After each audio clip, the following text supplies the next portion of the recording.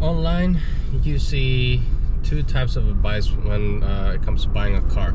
One is YOLO it, spend as much money as you want and enjoy life. And the other one is just drive a beater car until you are a millionaire, probably in your 60s, 70s, and by that time, do you even want to drive a car? I want to be the voice in the middle. I believe there is a point where people can enjoy their money and have a nice car too without being broke. Let's talk about that.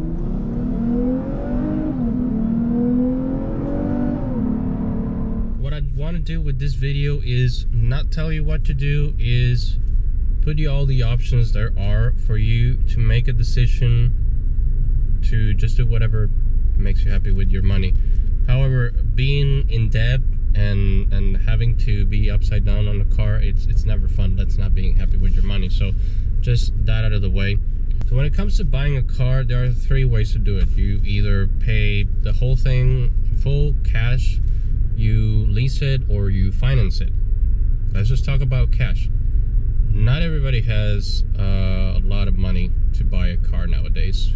Some people might, unless you're buying a beater car. If you are a person who is not into cars, who just wants something from A to B, you don't care what it is, you want something from A to B, maybe go for a beater car. Go for like a $5,000, $7,000 car.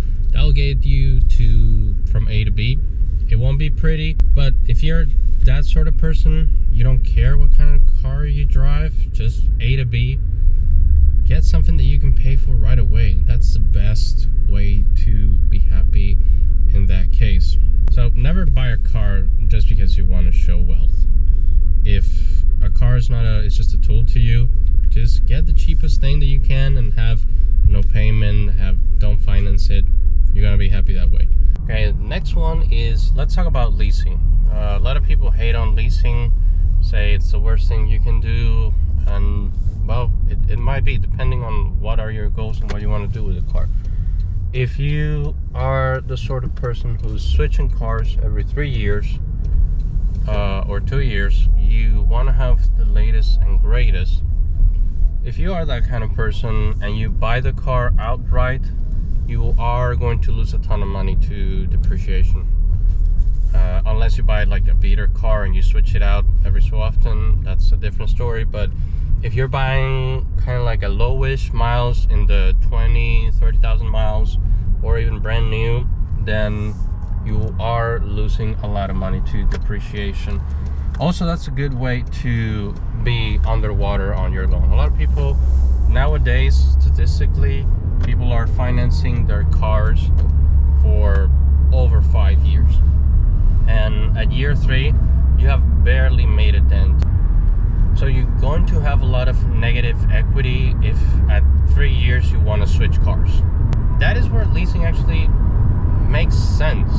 Reason being is you have a car payment, you don't mind having a car payment because you're switching cars so often. And you're going to have the latest and greatest, and that guarantees that you're never going to be in negative equity. You're never going to be underwater on your loan. Yes, the car will never be yours. But if you are switching cars that often, that means you don't mind having a payment. And sometimes there's even great rebates, great offers for leasing. Like for instance, in the EV marketplace, the EVs are the best to lease because you can drive a car almost like $100 a month. That's incredible. I'm not an EV person, but I've heard that after all the rebates, discounts, and the tax credits, you're driving your car for very little. So that's why leasing makes sense. In some cases it doesn't make sense, and all the time, but in some cases it does. It's not like black and white, is it the best thing or is it the worst thing? It just depends on your situation. When it comes to financing, there are a couple of things that you also need to take into account other than just the price of the car. You also need to take into account the interest rate that you're going to get, because that is what's going to tell you whether you should go used or new. We're not talking about beater cars. We're talking about if you're going to buy used, you're probably going to buy pre-owned or something that's around 20 to 30,000 miles.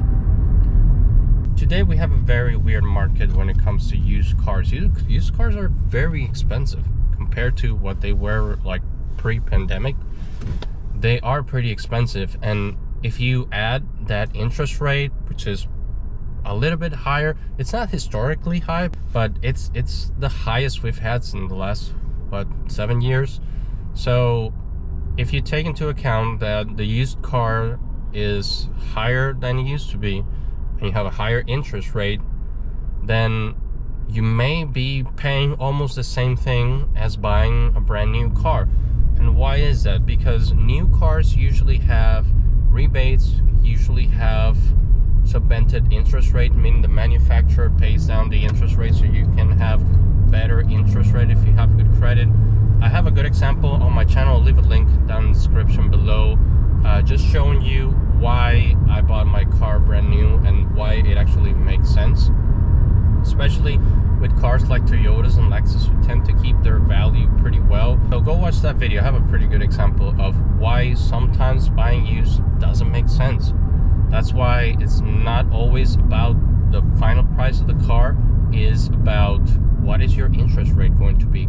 How much are you going to pay down the line once your loan is over? That is very important before you're deciding whether you're going to buy used or new. You have to look at what does the manufacturer is incentivizing, what kind of rebates you have. Do you have a tax credit if you're buying an EV? Those are all the things that you need to take into account. There's a lot of people online that like to say, well, why are you wasting so much money on cars? Why do people like want to pay that much for a car? A lot of people like to say that cars are depreciating assets, and yeah, they are. To me, they're not assets. To me, cars are like if you buy a TV, if you buy a phone, it's just a really expensive one. But they're not assets. They're not places where you buy them to, you know, keep your money in, or maybe it's gonna go up in value someday. Unless you're buying an exotic car and you're into those kind of things, but like regular cars for regular folks never do that. So that's how I see it. I see it as a way of spending my money that brings me joy. I like to drive nice cars. That's why, yeah, I could drive the hunk of junk that I used to drive, a Scion TC. Will probably be alive nowadays. That thing cost me $4,000 in 2015, so I probably would have kept it. Still drives. It didn't have much problems. I just switched it because I wanted an FRS. And when people say, well, you're spending that much money on your car, wouldn't you rather spend it on something else? No. A lot of people spend a lot of money in several things. A lot of people spend a lot of money on vacations. A lot of people spend a ton of money on weddings. And some say, well, you're making memories. But yeah, you're making memories with the cars you love. If you love the car, you're going to make memories with your car. You're going to have fun.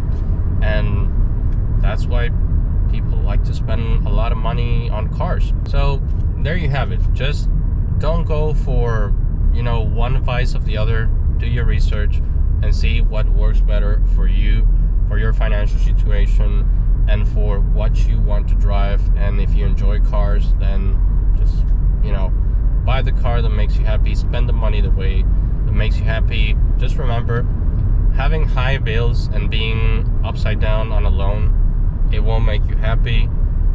Purchasing a car that's beyond your means just to make other people notice you won't make you happy either.